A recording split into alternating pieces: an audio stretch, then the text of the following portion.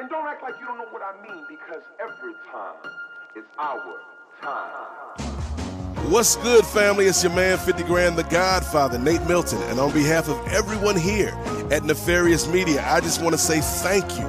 Thank you so much for showing up and showing out during Nefarious Media's launch week.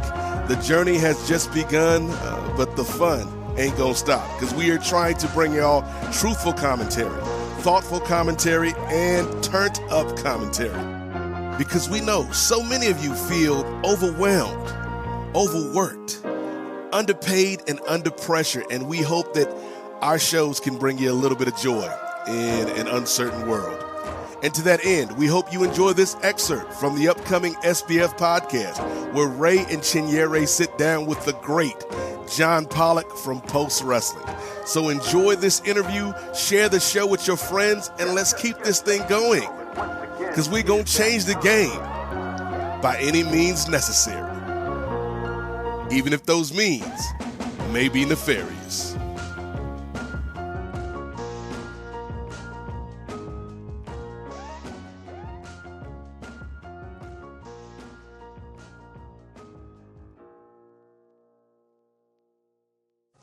Ladies and gentlemen, this is the main event of the evening.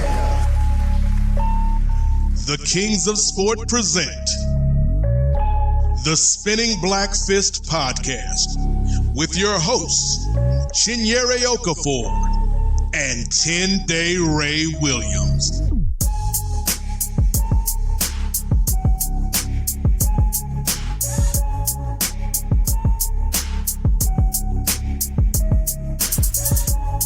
We're going to go ahead and hold off our thoughts on the co-main event, which stayed intact, actually. Featured the challenger Umar Nurmagomedov taking on Merab Dvalishvili, the champion, at 145 pounds. We're going to save our thoughts for that, and we're going to go ahead and welcome in our special guest. If you are a big combat sports fan, whether you're big into pro wrestling or you're bigger into MMA, you've heard the name before. We are privileged and honored, quite frankly, to have this guest on, none other than the journalist, the analyst, the podcaster himself, the P that offsets the T, brother John Pollock. Wow, I feel so honored. What an introduction. Chinyere, Ray, it's a pleasure to be on the show. Thank you very much for the invite. I don't know if I deserve such an introduction, but thank you very much nonetheless. Oh, please, shout out, sir. Ray. You are well deserved. You're deserving of much more than that. That's all I could think of right now. But we're so elated and happy to have you as part of the program today. I did want to get into it. I think we did kind of mention we mentioned in passing in the U.S. You're our neighbor to the north, but in the U.S. There's an inauguration going on. Is that today? Yeah. Imagine that. But it's interesting to see like the intersection between sports and politics when you talk about our incoming president and you talk about the president / CEO of the UFC. And we've kind of seen the sport, or we've always known that the landscape was kind of tailored for, the red-blooded Americans, so to speak. But we're now seeing that it's a much more infusion of like right policies or right-leaning support. So with you covering the sport for at least 10, 15 years, how has that been, especially with you trying to stay as neutral as possible? How has that been kind of seeing that shift within the sport? Well, I mean, I think it's really indicative of, a lot of different areas that we are seeing. Like, this is such a identity for so many companies that we are seeing, whether it be, it comes to mind because it's so recent, but the change in Mark Zuckerberg's policies at Meta that very much reflected a lot more kind of scrutiny that Facebook was under, now Meta, under the Biden administration, where it tailored its operations towards that. And now that there is an incoming Trump administration, you have seen how Meta has really flipped itself. I mean, I think one of the advantages I have is just such a long tale of covering so much of this that I can remember a time when the UFC was very embedded in Democratic politics, and you saw the UFC attached to Senator Harry Reid in Nevada, who was a Democrat. Yeah. I mean, and for Dana White today, he has very much become kind of a spokesperson for this administration by default. He has great influence, and he has become, your quote unquote freedom of speech icon for many of these individuals. And, there was a time that Dana White was very much the polar opposite, where it was like, as far back as the pandemic, when it was, hey, when you tune into a UFC broadcast, you're not going to hear about COVID. You're not going to hear about any of this stuff. You are just going to be able to tune in, and you can be politics free, and that is going to be the appeal. And now you tune into a UFC broadcast, very much what the politics are, and it's embedded into the broadcast. You are not able to separate it. Mm-hmm. And I like the parallel, or not parallel, but I kind of like the point that you made about Meta being involved with it, because guess who was hired as one of the board of directors for Meta not too long ago? But one Dana White. I think going back to the whole cross-sectionality, right? I know with the inauguration, I saw a picture that worried me quite a bit, where I saw Jake Paul, Logan Paul, and Conor McGregor together. And I was like, that's chaos waiting to happen right there, but okay. So yeah, I just wanted to know your thoughts on that. And do you think at this point we might see some major changes happening, as Trump is coming in for his second administration? Is that what it's called? Second administration? Yes. Yeah. Yes. So do you think that we're going to see any major changes happening in the world of sports, especially now with, Dana White being on the Meta board also, and everything just coming together? Well, I think you're going to see a lot less oversight regulation toward a lot of this. I am very curious. This past weekend, while we're talking, we saw the TikTok ban and unban. I mean, it's just going to be interesting of kind of these.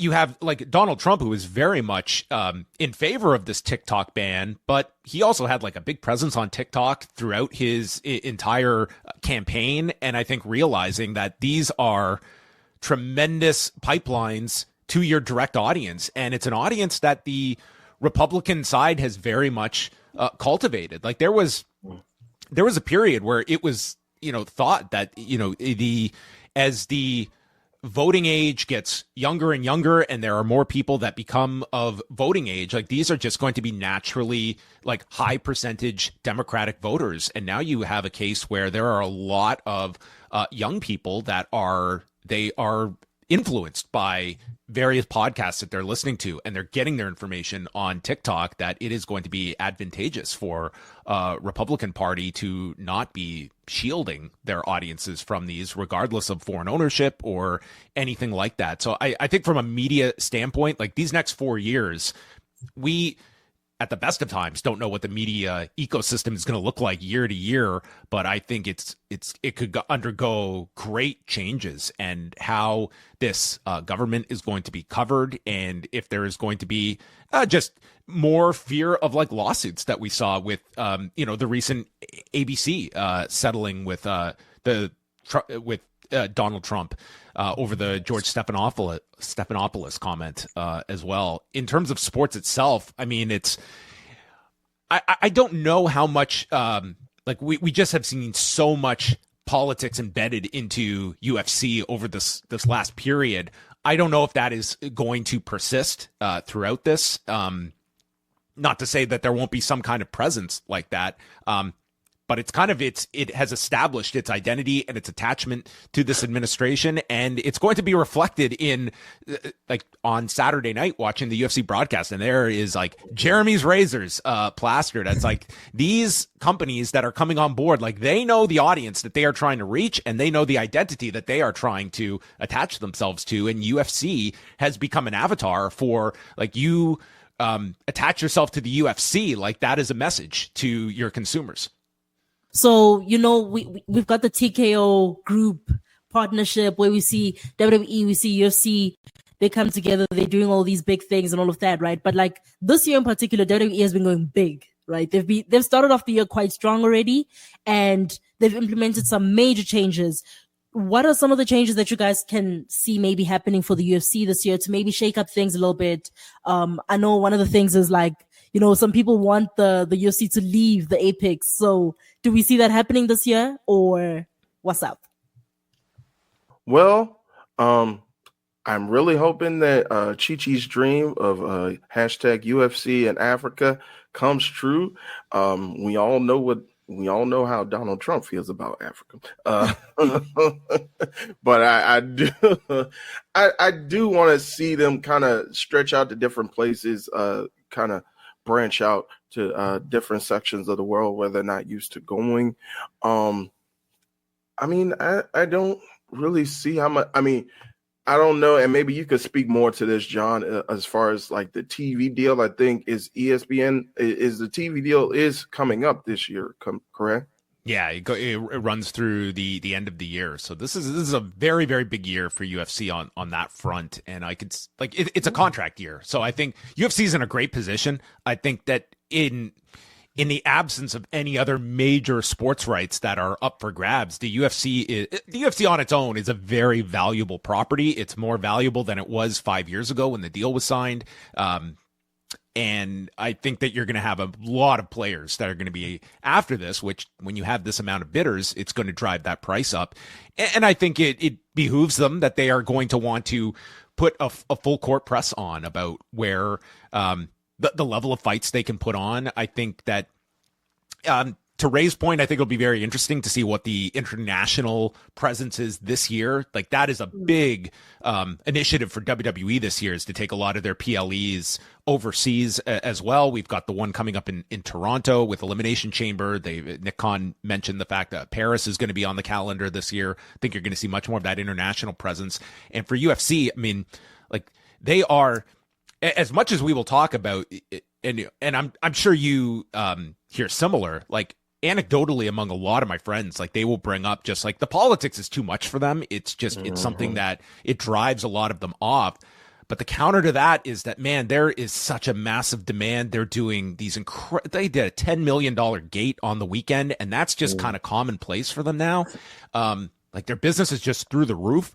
And that's also come, and this is where WWE and UFC, I do find them being similar, is that the floor for ticket prices, it's just going up and up and up. And there's a significant portion of fans that it's just like they are not catering to you anymore. Like you are an at-home viewer, but the idea of you going to a live event, like they have outpriced a large amount of people, but the demand is there. The demand is there for this level that, spending several $100s for a UFC ticket is now common practice. So I expect them to have a wildly profitable year. And they should be able to sign their most lucrative media rights deal in its history. It's only a question of how much they splinter this, if there's multiple packages that are broken out, and whether there's a Netflix presence that a year from now that we're all talking about for UFC. Like that has to be an option on the table. I'm glad you brought that up, John, because I did have a follow-up question, especially considering that, as you mentioned, WWE and UFC are under the TKO umbrella. Streaming, I think when you mentioned, you throw out that Netflix kind of that carrot out there. Do you think that'll be as viable an option for UFC? I know that they did start out with UFC Fight Pass, and then they did start putting on more shows for ESPN Plus. do you think that would be, especially if they move towards like a completely streaming avenue, or do you think they're going to stick with a hybrid deal, or what do you think will be the most beneficial for UFC as opposed to WWE?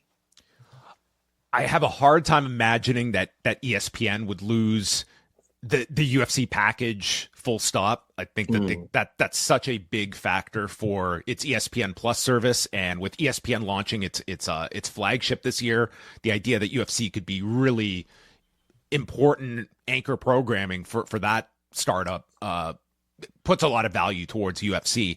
For Netflix, I certainly imagine that there is an interest in UFC. I can't imagine Netflix just wanting like a slate of like weekly or bi-weekly fight night cards. I think they want big event programming, and and therefore you look at the pay-per-views, which are going to be the most valuable content in all of this, that ESPN's going to want. Netflix, let's just, for the sake of this argument, state that they would want that as well. That's sort of the key programming. And Netflix, like, they do not have like pay-per-view capability. So there's that question as well. Yeah. If Netflix got the rights to say 6 pay-per-views and it comes with your subscription, I mean, that's great for you, the viewer. That's not plucking down $80 or so for a show. I think it's just looking at like the value of these shows and what the best way to distribute it is. And Netflix, from a worldwide footprint, is just that much larger than an ESPN Plus that, I mean, we don't even have here in Canada. Chinyere, I assume ESPN Plus is not available. No, it's not available here. Yeah. Is ESPN Plus US only, Ray? I think it might be. I believe it is. And I think the point that Chinyere made to me off air as well, right now, at least with WWE, Netflix is not available in South Africa as well. Is that correct, Chi? Yeah, WWE on Netflix is not here in South Africa. We've got Netflix, and then we can watch WWE on SuperSport, and that's it. Right. But you can't find WWE on Netflix. Yeah, we have the opposite here in Canada, where everything now is on Netflix. So I mean, from that perspective, I mean, it's like if you are just keeping your cable for WWE, you really have no need for it at this point. You can get everything on Netflix. Ray's got it the worst. Like, if you want to follow all this, like, you need cable, you need Peacock, and you need Netflix if you want to follow all this stuff. Like, that would drive me nuts if I was just a average fan, and you need all these different services. And I mean, that's also, we can bring up the fact that WWE's streaming rights are up over the next year as well. I think they're up in March of next year. And if Peacock retains them, or if Netflix just goes all in and brings the pay-per-views there. And yeah, to speak to that, yeah, I have 2 of the 3. I'm not dealing with cable anymore. But I do have Netflix. I do have Netflix. I think I already had Peacock, and speaking of AEW as well, I just got Max just to see, because I think I heard you guys kind of running down just what would be available, or I think there was like a press release saying what would be available on Max like day one, just to see if any of the older pay-per-views, and I think they only have the pay-per-views from the first year so far. So hopefully they get more and more of that library archive into Max, because that's really the only reason why I got it. But kind of to shift gears a little bit, I know that you, Pollock, you mainly work, I know there are a lot of MMA journalists that kind of travel with the UFC and kind of go to the shows and are part of the press corps there, but you mainly stay in your home base of Toronto. How has that been? I know another prominent journalist does the same thing as well. Maybe not to his will, like maybe against his will a little bit, maybe because the UFC probably doesn't want him up there in the form of Ariel Helwani, but he's a good guy. I like him. I like you, Ariel. But as far as just being able to report on the sport and not being like as hands-on or as involved, I know that you do get up to shows when they come to Canada, like last year, where you were a prominent part of that press conference, which I did want to speak on a little bit later as well. But how has it been still just reporting remotely about the sport? Yeah, I mean, it's always a balancing act of like the amount. Like I do understand that for our outlet, it's a majority pro wrestling audience at this time, and it's sort of, I think it's really important to still be covering, mainly because like with these two companies now under the same ownership, I think it's a value to at least have that coverage of the MMA side. And from the stories you can see, like we do tend to focus more on a lot of like the business stories and such, and that's kind of our focus for it, and along with like the pay-per-views and such. To be quite honest, like I generally prefer, but whether it's wrestling or MMA, to be able to just like there's obvious value to being there in person and things you can get that you're not going to get at home. But I think overall it's a lot easier. It's my preferred way to do it. And that's sort of just been my thought about it. I don't find it to be that different, but as well, it's like, I don't categorize myself as like day to day doing MMA either, where it's only taking up a certain percentage of my week. Whereas, you know, when I was working previously at the Fight Network, which was a television station here in Canada, it was much more closer to like a day to day thing. And I would say I was covering MMA equal, if not more, than pro wrestling. I only brought up Ariel because I had a different question in mind. I know that you guys have the yearly, it was the 13th annual prediction show that you had recently with Ariel on Post Wrestling, postwrestlingcafe.com. You guys had some friendly banter, some friendly and some civil disagreements in the past. I'm not going to rehash old stuff, but there was one question that I did from that exchange that I wanted to pose to you. Sure. Is there something that you have been a big fan of, and that if it was kind of offered to you as maybe a position to promote it or a position to be a part of it? Say, for example, I know you're a big Toronto Blue Jays fan, or tangential Toronto Blue Jays fan. If they ask you, hey, John, we want you to be a part of the broadcast and we want you to, you know, don't worry about doing anything journalistic. We just want you to promote the Blue Jays. Like, would that be a consideration for you if it's something that's kind of outside the purview of, say, a pro wrestling or MMA? In terms of something like the Toronto Blue Jays, my gut reaction is I would not, just because I wouldn't have much interest in it. And I think it comes up to every person, I think, of kind of what you want to like what your line is, I guess, of where that conflict becomes real or imagined in your own head. Like, I wouldn't look at something as separate as the Toronto Blue Jays as kind of like a conflict, because like I have no connection to baseball. I'm not covering anything related to baseball.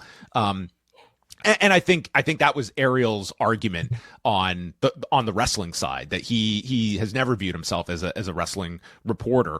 Right. And you know, he has guests on his show that are wrestling related. But he's not a day-to-day wrestling reporter. And I think that's where we differed, and had that discussion on last year's prediction show as well. But yeah, I guess for me, like, certainly when it comes to like MMA or pro wrestling, like it's an easy no, that I would never dive into anything like that.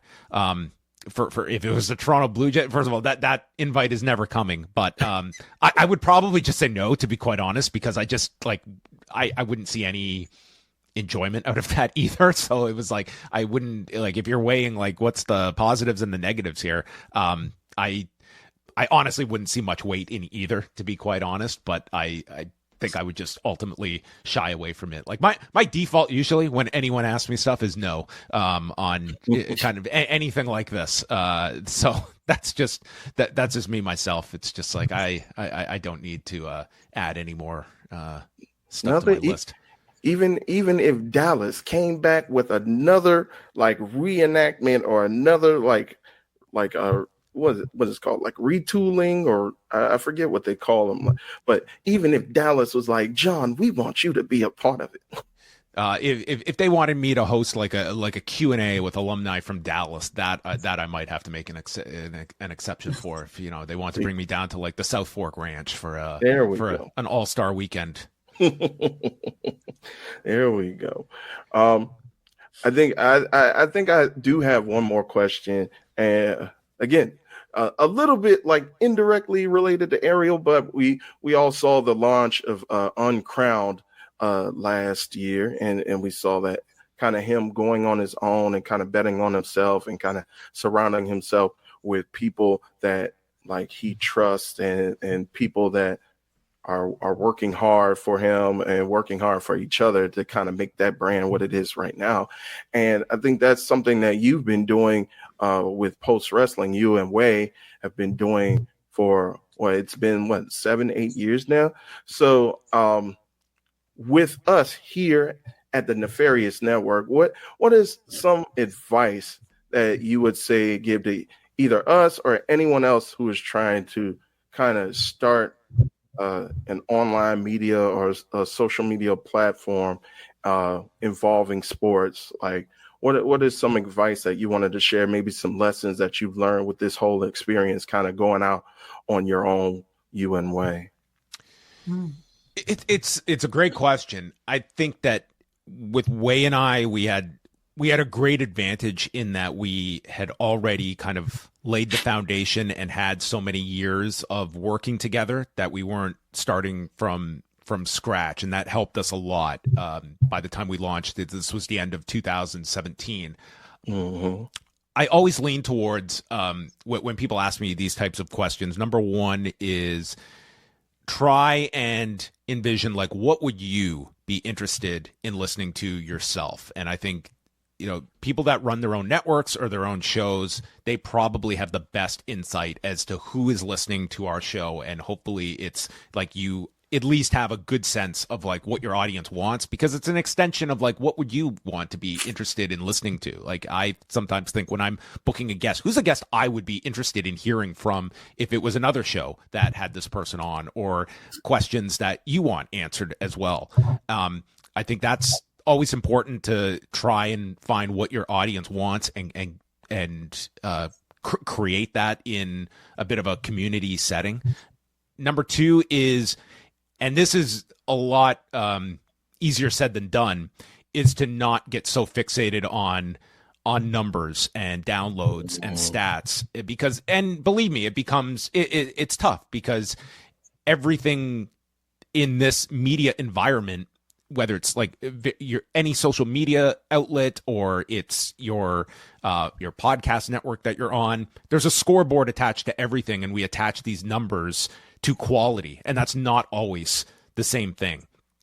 There are plenty of things that you can go down that path where you can tailor everything towards what is going to get the most engagement and the most numbers, and that's satisfying to see that high number.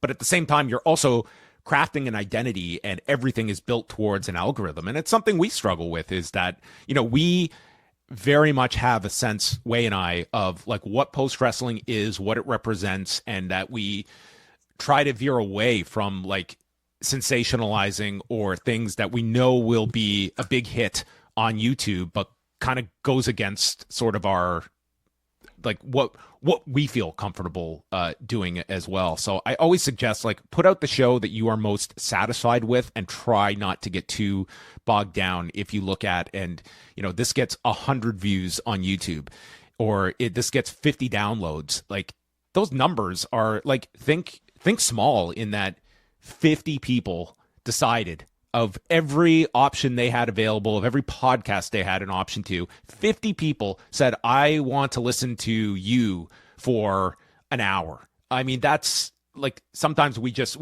get blown away by like gigantic numbers and things you can't even like digest. And I think like that's always something to try and keep in mind while still trying to grow. And you always want to be moving upward and onward, but I think a lot of people get discouraged when the numbers are not to their satisfaction, and numbers are never going to be to your satisfaction, because there's always a higher one to achieve. So try and just look at it in that perspective of what you have and that you are satisfying those 50 people, and hopefully more will follow.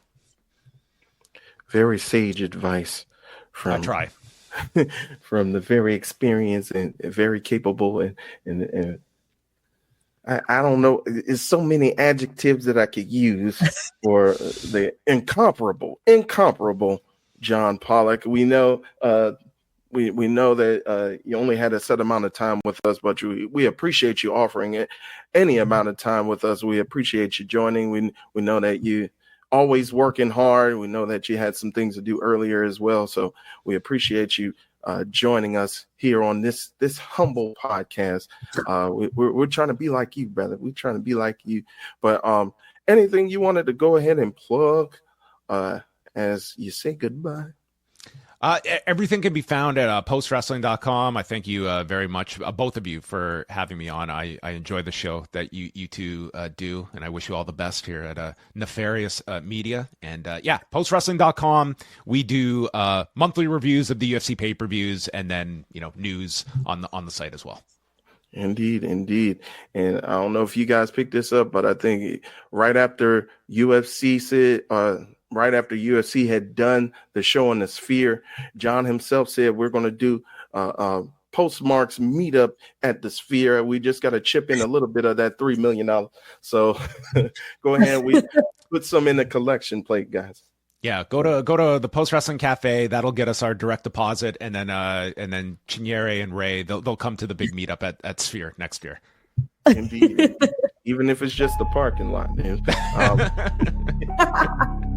But thanks again for joining us. We really appreciate it, John. And you have yourself a great day, and send Way our regards. I will as well. And thanks a lot, guys. Happy to come on again in the future. Thanks very much for the invite again. Thank you very much. Thank you, John. Man, just heavy hitter right off we starting the new year off strong, folks.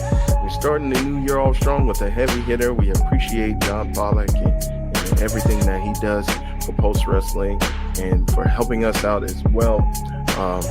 But yeah, let's go ahead and get right back into UFC 311. So